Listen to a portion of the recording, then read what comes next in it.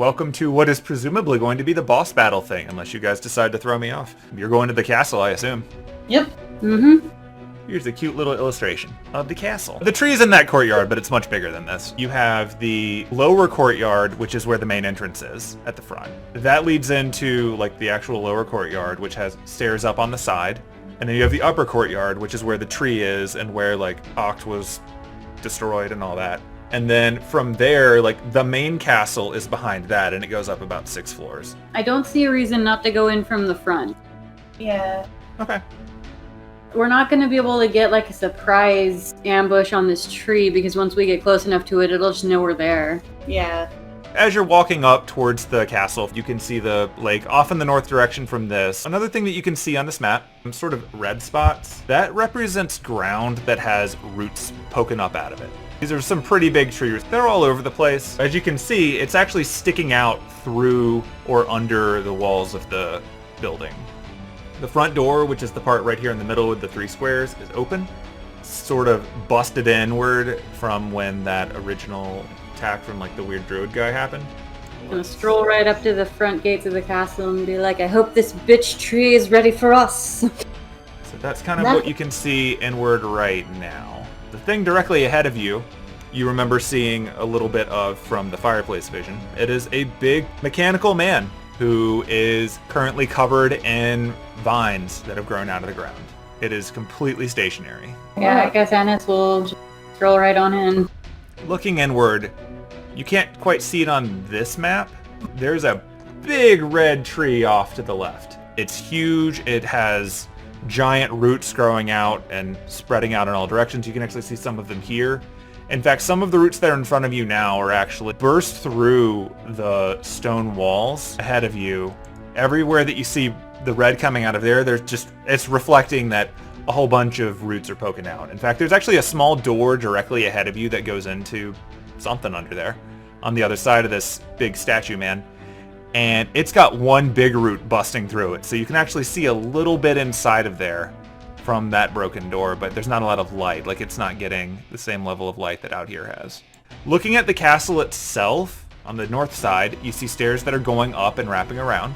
When you look up that way, you can see that there's plant roots doing a bit of a number on the walls up here too. If you were to go to the right, you can go up the stairs and enter the sort of right area that you can see around those trees. Like, they're not obscuring it enough that you're worried that you wouldn't be able to like get through, but you might have to climb over some things. Straight ahead, you've got that little door that I mentioned that's broken. And then on the bottom side, you can see that there are some stairs that lead up, similar to what you saw in the fireplace. They wrap around and go directly to that upper courtyard where the tree itself is. The Einzberns did have a golem, like a guardian golem, aside from the one that runs everything, that one that's just way more meant to defend things, but apparently it was just trounced when that guy showed up. It's not broken, it's just stationary. Almost like it just doesn't have whatever it needs to move anymore. Like, Anise is going to take her halberd and just start chopping away at the roots to see if she can free this guy. One thing that you notice when you start chopping into them is that the vines that are sort of holding this thing down are kind of dried out. It's quite possible that these just popped out, did their job, and then when that guy left, they were just left here. You don't have too much trouble cutting them away. They're pretty fragile. Does the golem start moving or anything? Not that you can tell. You know, it's not a big leap of logic that the guy who busted in here just drained it dry and left it. And because it doesn't have any, source of power right now, because everything in the area has just been pulled up by the tree, it's just off. Got a golem here that may be of use to us. He's just out of mana, I suppose. Okay, Kwaku's gonna walk up to check this thing out. 2 golems are better than 1 golem, I suspect. This one is very large. He sort of gives it a once-over. Like, you've seen him identifying things before. Yes, I think if we could perhaps reconnect it to the source it usually uses, which I would guess is the ley line, we could probably get it on, but I think we might have redirected all the ley lines away from here. I suppose the colloquial solution would be to jumpstart it. If we just gave it some mana, it might be able to start moving on its own again, at least for short term. Suppose if we could get it to walk to the lake, where one of the ley lines went. That might do it. Okay, I've got an idea.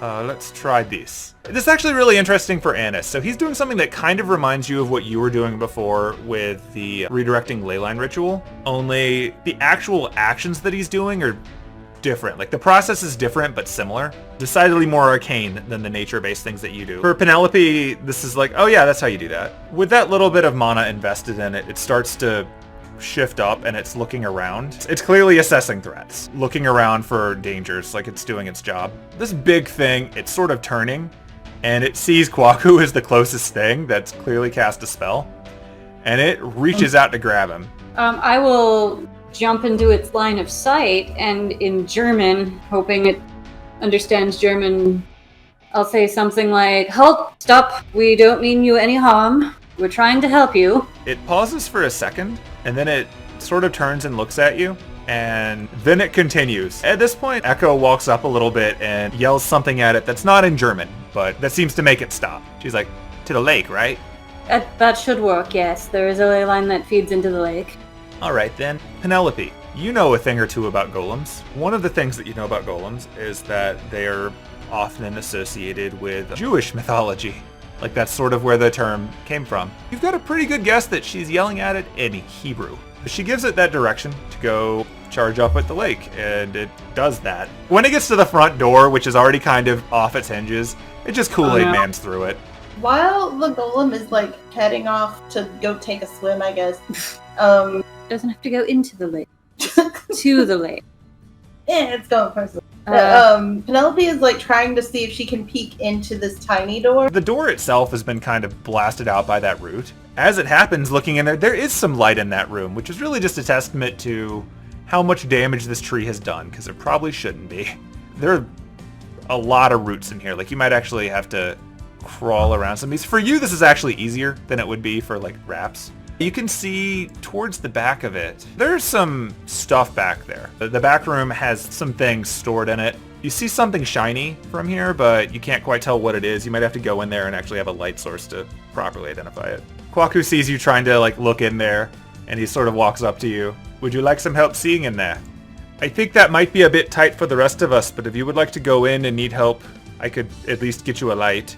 Ooh, that would be good. She just pulls out her cell phone and is just like, I was just going to use this, but like if you got something brighter, I'll take it. He reaches out and he touches your cell phone and he casts a quick spell, and now your cell phone is a light source.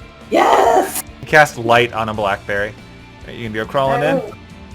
Yeah, gotta go crawling in. Woo! A literal dungeon crawl begins. As you're crawling in, there are 3 doors ahead at the end of this hallway, but there are plants busting through all of them. Like you're not even going to need to worry about opening the doors. You can just push them aside or crawl through. Now that you've got a light source, you can see a little bit further into the one that's directly ahead of you. Off in the back of it, you can see some things. You get the impression that this is used for storage. As you get further down, it just sort of gets thicker as you go forward. Gonna try and step forward a little more and like, I don't know, tiptoe around the roof, I guess. You can see you've got some barrels and some boxes back there. That shiny thing from before is coming from the corner of that crate that you could barely make out. Just gonna keep trying to head back to that room in the back. Okay. As you get to this part, I'm going to let you see a little bit into the side rooms. It kind of looks like a wine cellar. And the one on the right also kind of looks like a wine cellar. Guys, I think I found the booze! That makes sense. I'm gonna peek into that back door. As you look in here, there are roots all over everything. Like you would have a bit of trouble just rummaging through it the way you would as a traditional RPG looter. You'd have to put a little bit of effort in to liberate these things. That box that you saw that's shiny before, it's a metal box. You've seen them usually in the context of movies, war movies. It kind of looks like a military case. So that's kind of out of place. You can see now it actually does have some writing on the side of it. Letters and numbers that you definitely recognize, again from movies, as looking like it's probably military code, like maybe this thing is, former military property. There, I'm gonna try and pull it out. You manage to reach over there, and you expect this thing to be more stuck than it is, but you're just so strong that you just pull the thing out. The roots all around it snap, they flip to the side, it's whatever, but you busted this thing out. Okay, I'll open it. Okay, so when you open it, you find inside of it a bunch of modern military weapons. You also find a tiny little booklet. It looks like it is a passport. There's some guy with black hair in it. It appears to be registered under the name Kiritsugu Emiya. Yeah, you've essentially found some guy's ridiculously dangerous weapon cache. Hooray! Alright, I'm gonna bring it back out to the group. Guys, look what I found. Weapon? Yup! Some of these look pretty dangerous. We could probably use them against the tree. Oh, I believe those were left by the fourth Grail War Master. None of us had any real need for them, so we just sort of put them aside so they wouldn't hurt anything. Do any of you know how to use those? Not really. You pull a pin and you throw it. What else was in the box? A gun!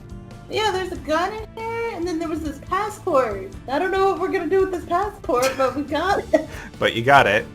While you're inspecting them, there actually is a little piece of paper stuck on the side of it that has instructions for how to use these safely. Well, should we need to use them, there are instructions. Oh, good! So hey, there you go. You've got some grenades and knowledge of how to use them. So you've got a few directions you can go in. Suppose I'll poke my head into this room and see what I see. You find a room. A little table to the right with some chairs. Got a bookshelf on the far end. I will look at the book. So the bookshelf has a bunch of paper ledgers on it. You find a log of the comings and goings of different guests. They are very far between. A few months back, prior to all of these incidents, they actually had a guest, Lavisa Edelfelt, the woman that you provide potions for once in a while. Apparently she visited a few months back prior to all of this happening. Prior to that, the logs go back about a year ago. They're more logging like the exit of Echoviel von Einzbern and Lisret and a few others. That was about a year ago. So this place has been pretty static for at least a year with only one visitor prior to this attack thing. They don't really get a lot of guests, it seems. There's a few mentions of deliveries and stuff like that. Other than that, got a little table. There's some playing cards sitting on the table. They've just sort of been left there. I'm just having Penelope go over towards those stairs at the top of the map. From there, you can actually see a lot. So yeah, you can see the tree in its scale versus the area that you've been in. Thankfully, as you get much higher up, the roots are less of an issue. You can see, looking ahead, that this big tree is smashed all into the upper courtyard walls. Like, its actual branches are sticking in a lot of those. Nothing interesting in here. Some books. Yeah, I went up the stairs over there when the stairs she went up, and like, we may just have to hit this thing head on. There's no other way around this thing. I think you're right, and we need to attack this up the root. You made it fun! While we wait on our golem friend, I guess I'll poke my head in here. You found storage again. This room seems to have all of the lantern oil. There's like one or two lanterns hanging on the wall, but it's mostly drums of oil. Could be useful. We could probably get Raps and possibly our other golem friend to pick up these barrels and take them to the tree. And fire! Yes. Ooh. I'm going to go up these stairs. See where they lead. Okay. Is Penelope going up with her? Oh no, she wanted to poke her head into the one room beside the lantern oil room. Ah, okay. That one is pretty boring. It's like an intermediary room. It's just got some locked doors. But if you open the door at the bottom, you can look out and you can see Raps again. But open the door at the bottom! Go for it. You can see Raps again. He's way down there. Waving at Raps! Oh, buddy! Gives you a thumbs up. And that's how we get Raps into the lantern room. Are you directing him to go into the lantern room? Yeah. What are you doing? We found oil! Oh good. Trees hate that. And Anise can make fire! This makes sense. I like this plan. So if Raps grabs a barrel, and our other golem dude grabs a barrel, just set the tree on fire. It will definitely wake it up. You can coordinate that with Raps, at least for right now. And it's gonna tentatively explore. You could tell just from skimming around over here that this whole area is clearly built up to be the front guard for this castle in the event of, normal mortal securing of it. The front of the castle is largely for defense. That was useless because they have a giant golem.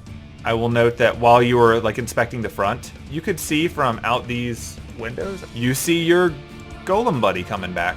I'm gonna go back downstairs. So since I don't know about the little room that Penelope found, I'm gonna go all the way around and back. golem is here. Penelope pops out of the door. Hello! Ah! The golem probably can't get into that tiny little room. The big golem. Right. So I guess we'll have to get Raps to bring a couple barrels out, and then... Okay. Like, can the big guy carry two, like one in each arm, maybe? Pretty easily. Seems like a plan. Alright, are you ready to move up the stairs? Sure. Anyone opposed to having our golems roll the barrels at the tree and then praying that Penelope can aim? Penelope says, "Oh yeah, the second grenade. I have no opposition to this plan." You miss with the grenades, they'll at least still damage the tree probably, and I can ignite the oil barrels probably with one of my spells. Foolproof. Haha, alright, cool. So in that case, are you giving the order to the golems to start chucking? Sure. Kwaku and Echo give the orders.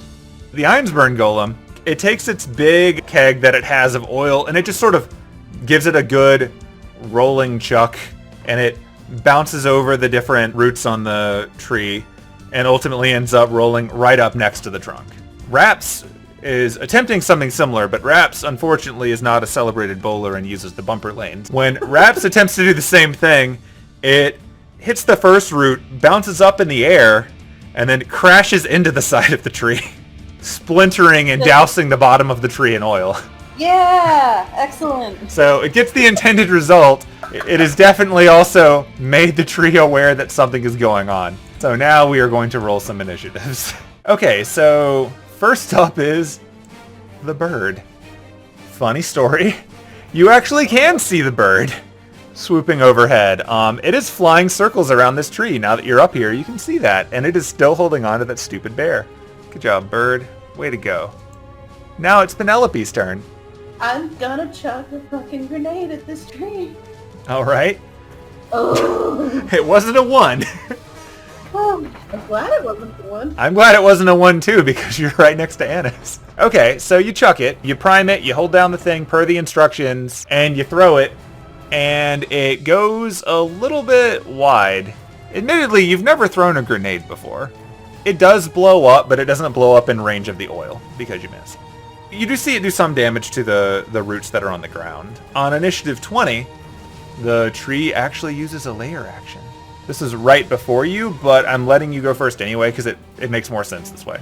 When the barrels hit it, the second one in particular, the one that smashed against it, the tree itself, it doesn't really make a noise, like, you know, a roar or an angry thing like that, but where before you'd seen those big red leaves kind of billowing, they got suspiciously still and tense. Then the tree shook a little bit, and some things fell out of it. Some of these things popped out. It's a few blights. The reason I'm rewinding this, 1, that's the proper way layer actions work. 2, it means that when you miss, your grenade still has something to hit. Well, that's sufficiently violent. Oh! Yeah, they don't appreciate that. Nope. Instant death. Wow. I mean, you're throwing grenades at twigs. Alright, so yeah, you didn't hit the tree, but you still did some damage. Alright, tree time. It's gonna shake around a little bit, and in doing so, it's gonna actually have some of its roots immediately around it come up from the ground, which in practice shakes things up a bit for all of you, but it doesn't actually hurt anyone now. All it really means is that now that its roots are coming up out of the ground, it has a lot more range. That's all it can do for this turn. As a tree, it is not built for speed. Large angry snowman. He's got another thing to throw. He's gonna throw it.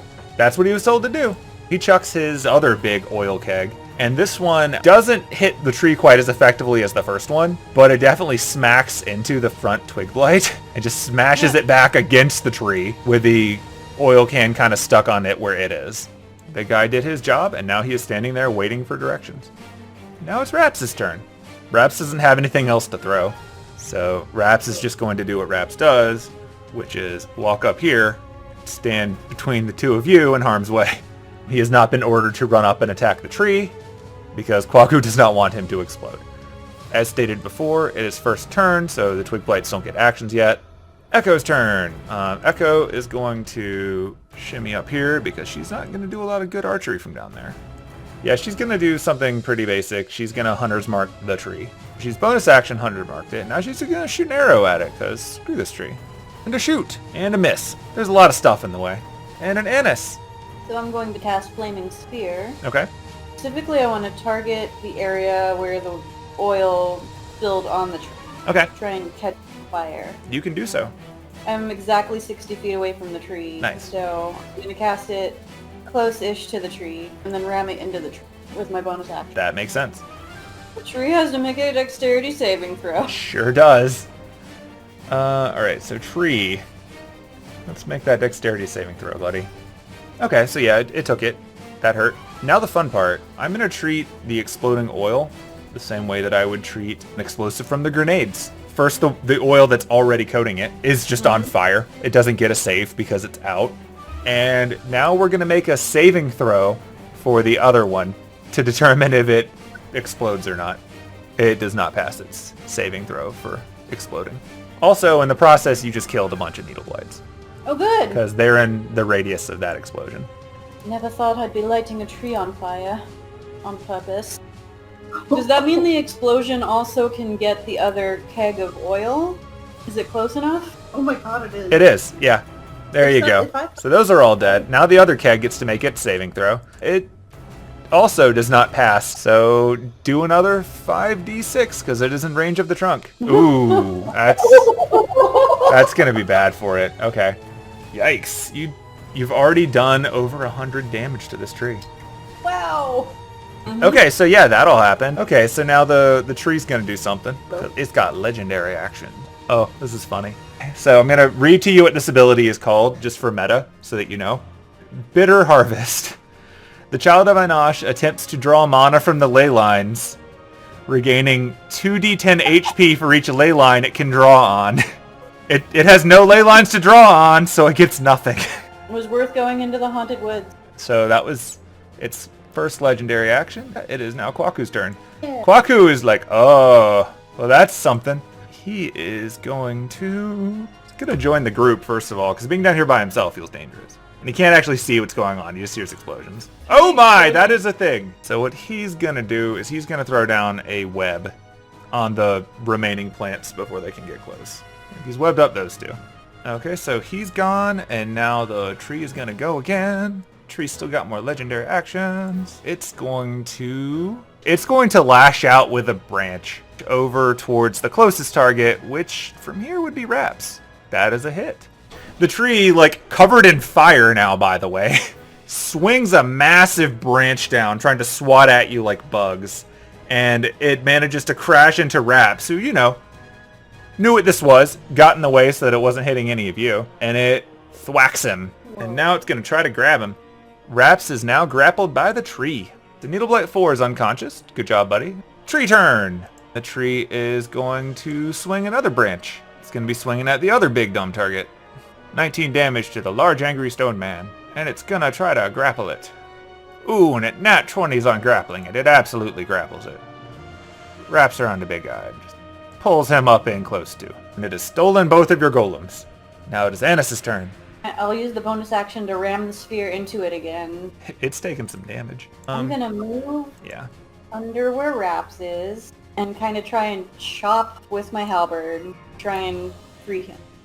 Somehow I feel like it didn't work. No, you swung at it, but it was hard to get really good leverage on it, given it's so high up off the ground. You just couldn't really slam it.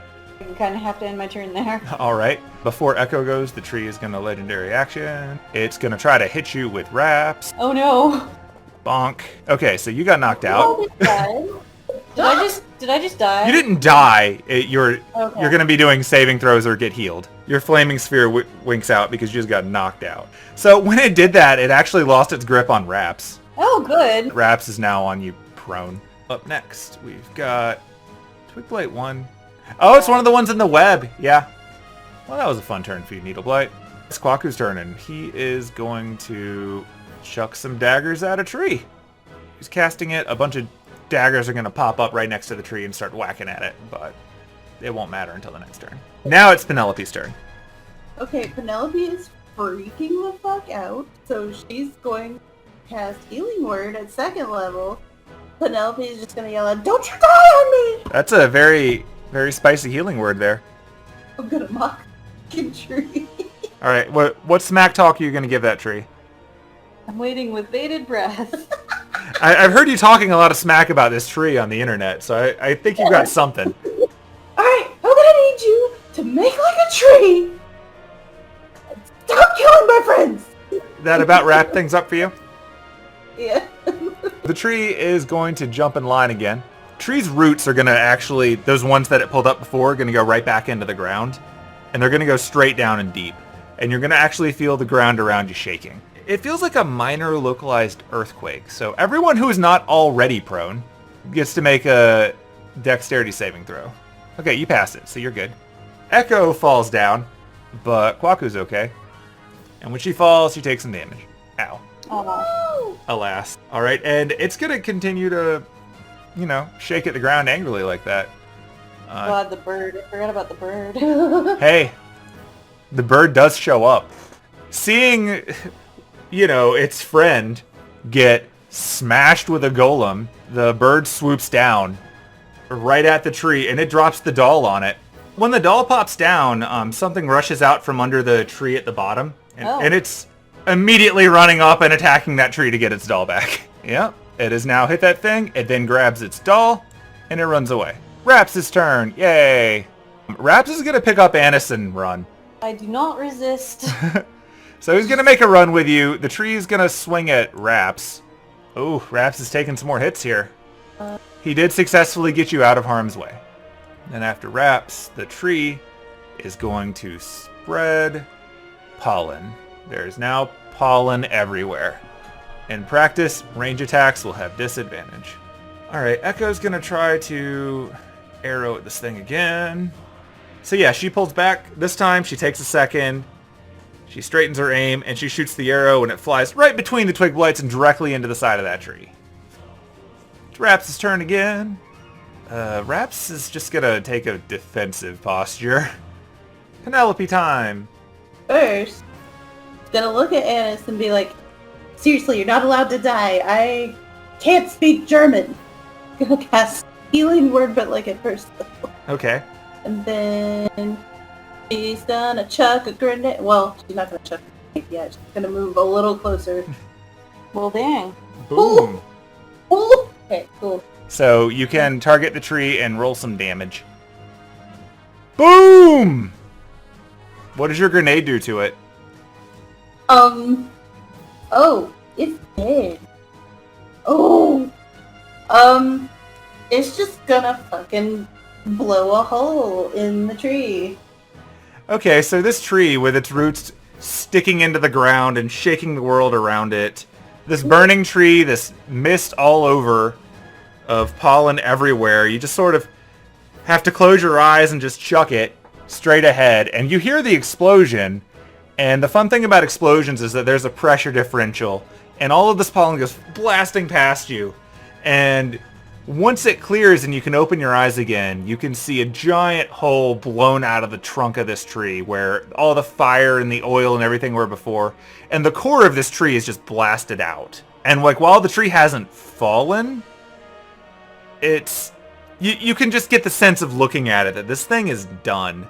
Branches are all drooping. It drops the big golem, which just crashes to the ground. All the little twig blights that are still alive over there in the web are like screaming, and then they collapse themselves. Whatever was animating them is gone. Through all of that, the tree appears to be dead. The red in it starts to drain away almost immediately. It's almost like the tree's bleeding, but it's not actually blood. It's just drooping away. Hey guys, I think the tree's dead. Good. Yes. Cautiously go up and inspect it. Okay. If anything moves, I'm gonna immediately step back. That's fair. Tree autopsy time. If this were a normal tree, it'd definitely be dead. This is an abnormal tree.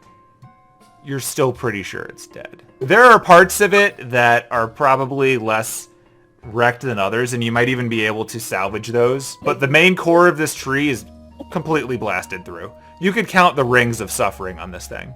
While you're doing that, you notice something below the hole that was blown out of it. So if you recall from before, these trees were known, like the original one, the Ainnash, like the big dead apostle tree, is known for having some kind of fruit that is highly sought after, and that all of the spawn of it are not fruit bearers. But this one actually has something else. What this one has is this thing sticking through the bottom of it. It's a very strange looking root. You can tell just from looking at it that this thing is not normal. It's actually slightly glowing. And as you are close to it, you feel a little bit of warmth coming out of it. It sort of feels like when you were channeling mana through the ley lines. Do I get the sense that it's dangerous? It doesn't feel volatile. Like, it's not like you're handling a grenade. It's more just a matter of, like, you've never felt this much mana in one place before. At one point, you get the impression that it was hanging on the inside of this, like it was growing almost like the inside of a gourd. But someone threw a grenade at it and blasted all that out of the way, so you could really just reach in and pull the thing out with minimal effort. I will take an extra shirt out of my pack and pull it, and not actually, like, touch it with my hands, but, like, kind of wrap the shirt around it and pull it out. Okay. Oh, I guess walk it over to Kwaku. This was inside the tree. And Kwaku's going to take a look at it first, because this is more his deal. Okay, so this has tremendous quantities of mana in it. I would wager that the tree was growing this. There's a very good chance that this thing could do a lot. It could be used in any number of rituals that could draw on it. It could power a golem almost forever, honestly. Obviously, the tree was drawing in the mana from this land. Like, this is most of the mana that was pulled out of the soil here.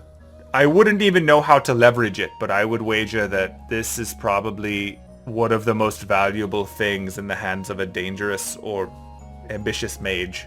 By itself, though, it's like holding a battery, so it should be fine. I wouldn't recommend, breaking it open. I don't want this to fall into the wrong hands, for sure. It is definitely powerful. I don't have much use for it myself. Echo's just sort of staring at all of this, and then she sort of chimes in. Well, if you've restored the ley lines, the land will recover. I'm not terribly worried about the long-term safety of this region now. Perhaps that's something that could be put to good use, though. The world is depressingly low on mana. I just wouldn't know what to do with it myself.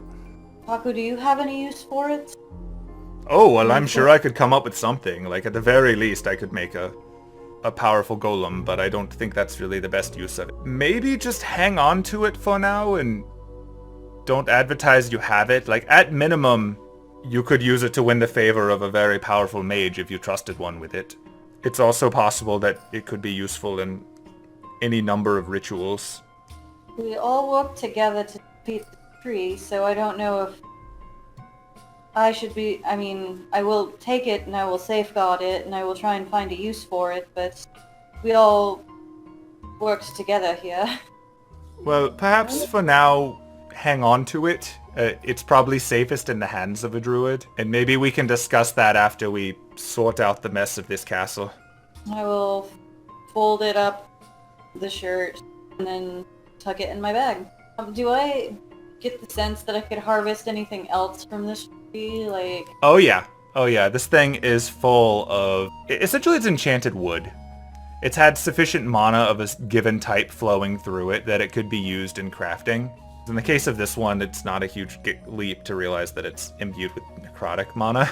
This would be of great value to people that use necromancy. Take as many small pieces of it as I can put in my bag. So, what do you think the two of you are going to want to do? Anise wants to go to where that laboratory was that she saw in her weird vision dream journey. Didn't Echo mention that there was a phone in the castle? She did. She mentioned that there was a phone. A working landline. Penelope would probably want to try and get access to that phone. That makes sense. So, sounds like the next session we will get to go castle exploring.